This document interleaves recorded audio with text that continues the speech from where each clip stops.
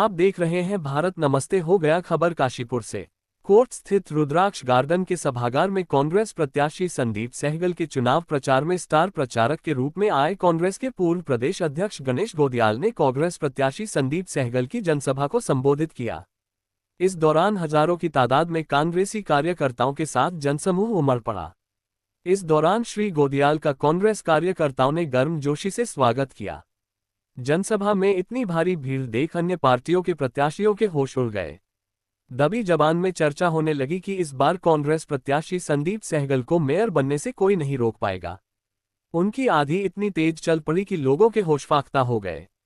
इस दौरान मीडिया से वार्ता करते हुए कांग्रेस के पूर्व प्रदेश अध्यक्ष गणेश गोदियाल ने कहा कि काशीपुर में पिछले लगभग 20 वर्षों से भारतीय जनता पार्टी ने कब्जा जमाया हुआ है, लेकिन बावजूद इसके काशीपुर विकास की जगह विनाश के रूप में खड़ा है। काशीपुर की भोली भाली जनता टकटकी बांधे देख रही है कि कब काशीपुर के विकास के लिए कोई फरिश्ता आएगा और काशीपुर का विकास करेगा। उन्होंने कहा कि इस बार वह फरिश्ता संदीप सहगल के रूप में कांग्रेस ने यहां की जनता के लिए मेयर के रूप में उतारा है। अब देखना यह है कि जनता जनार्दन इस बार काशीपुर का विकास चाहती है या विनाश, ये यहां की सम्मानित जनता को तय करना है। उन्होंने कहा कि भारतीय जनता पार्टी जुमलेबाजों की पार्टी है। जुमलेबाजी के अलावा भारतीय जनता पार्टी ने कभी किसी का भला नहीं किया, सिर्फ अपनी जेब भरने का कार्य किया है। वक्त आ गया है कि इस बार परिवर्तन की लहर साफ दिखाई देने लगी है। लोगों ने मन बना लिया है कि इस बार कांग्रेस प्रत्याशी संदीप सहगल एडवोकेट को काशीपुर का मेयर अवश्य बनाएगी। एक सवाल के जवाब में श्री गोदियाल ने कहा कि भारतीय जनता पार्टी सांप्रदायिकता फैलाकर वोट हासिल करना चाहती है, लेकिन जनता जनार्दन अब समझ चुकी है कि वह जातिवाद में न बटकर एक तरफ वोट करेगी और भारतीय जनता पार्टी को आने वाली 23 जनवरी को मुंहतोड़ जवाब देगी। उन्होंने कहा कि आने वाली 23 जनवरी को हाथ के पंजे पर वोट करें और काशीपुर को विकास की ओर अग्रसर करें। साथ ही कांग्रेसी नेत्री श्रीमती मुक्ता सिंह ने कहा कि इस बार संदीप सहगल जैसे जुझारू कर्मठ व्यक्तित्व को काशीपुर मेयर सीट के लिए उतारा है। वह जमीन से जुड़े नेता है और वह हर वर्ग के लिए हमेशा कंधे से कंधा मिलाकर कार्य करने में सक्षम रहे हैं। उन्हें राजनीति का पूर्ण अनुभव है, इसलिए आने वाली 23 जनवरी को पंजे के निशान पर वोट कर संदीप सहगल को।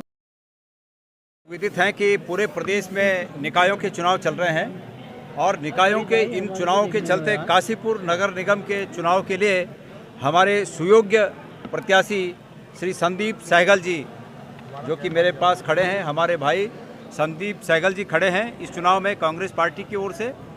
मैं काशीपुर की सम्मानित जनता से, काशीपुर के सम्मानित मतदाताओं से ये हाथ जोड़कर निवेदन करने आया हूं कि संदीप सहगल जी को वो लोग अपना आशीर्वाद दें, अपना मत दें और अपना हित, उनका हित इसी में निहित है कि वो यहाँ पर एक ऐसे समर्पित राजनीतिक और सामाजिक कार्यकर्ता को ये मौका दें कि अतीत से लेकर अब तक जिन्होंने हमेशा निष्ठावान एक कार्यकर्ता के रूप में इस नगर निगम क्षेत्र की सेवा की है, ये मैं सब लोगों से अपील करने यहाँ आया हूँ। और मेरा विश्वास है कि जिस प्रकार से लोगों का प्रतिसाद यहाँ पर बढ़ चढ़ कर दिख रहा है, मेरा पूरा विश्वास है कि संदीप सहगल जी यहाँ काशीपुर से हमारे इस क्षेत्र के अगले मेयर होंगे और उनके नेतृत्व में ये नगर दिन दूनी रात चौगुनी वृद्धि करेगा, विकास करेगा, आगे बढ़ेगा। सब प्रदेश भर में आप भ्रमण कर रहे हैं, मेयर सीटों की बात करें तो कितनी सीटों पर आप अपनी जीत सुनिश्चित? मैं ये मानता हूँ कि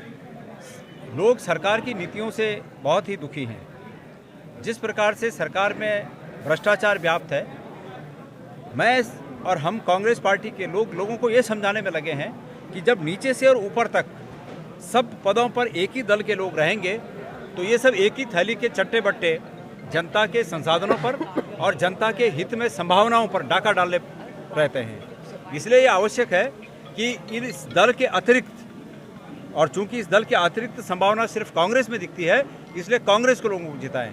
मेरा ये मानना है कि आजकल का युवा, आजकल का मतदाता, चाहे वो युवा हो, बुजुर्ग हो या माताएं हो, बहनें हो, आजकल का युवा बहुत स्मार्ट तरीके से वोटिंग के महत्व को जानता है और वो इस बात से सहमत होगा कि भ्रष्टाचार पर यदि नकेल लगानी है तो नीचे से ऊपर तक सभी पदों पर एक ही दल के लोगों को नहीं बिठाना चाहिए, नहीं तो ये लोग आपस में मिल बांट कर सभी संभावनाओं को खा जाते हैं।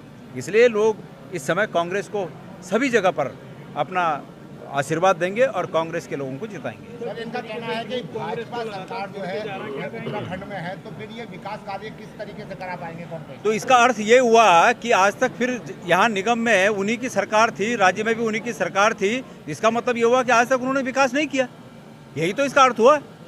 सवाल ये है कि इनको यहाँ पर निगम इसलिए चाहिए कि इस निगम में भी भ्रष्टाचार की बंदरबांट तब हो सकती है जब उनके ही लोग यहाँ पर भी हों। अगर यहाँ पर कांग्रेस का आदमी होगा तो उनकी बंदरबांट नहीं हो पाएगी। तो बात यह है कि भारतीय जनता पार्टी को ये कहने का कहीं अधिकार नहीं है कि निगमों में या नगर पंचायतों में या नगर पालिकाओं में उनके लोगों को इसलिए लाया जाए कि सरकार उनकी है इसलिए विकास होगा। इसका मतलब है कि वो सरकार में रहते हुए उन्होंने विकास नहीं किया है। ये अपने मुंह से माना जाएगा कि वो अपने मुंह से इस बात को कह रहे हैं। सर, भगवा और फतवा की बात कर रहे हैं वो कि साहब भगवा और फतवा में टक्कर है हमारी। अरे भाई, मेरी बात सुनिए। ये कब होता है?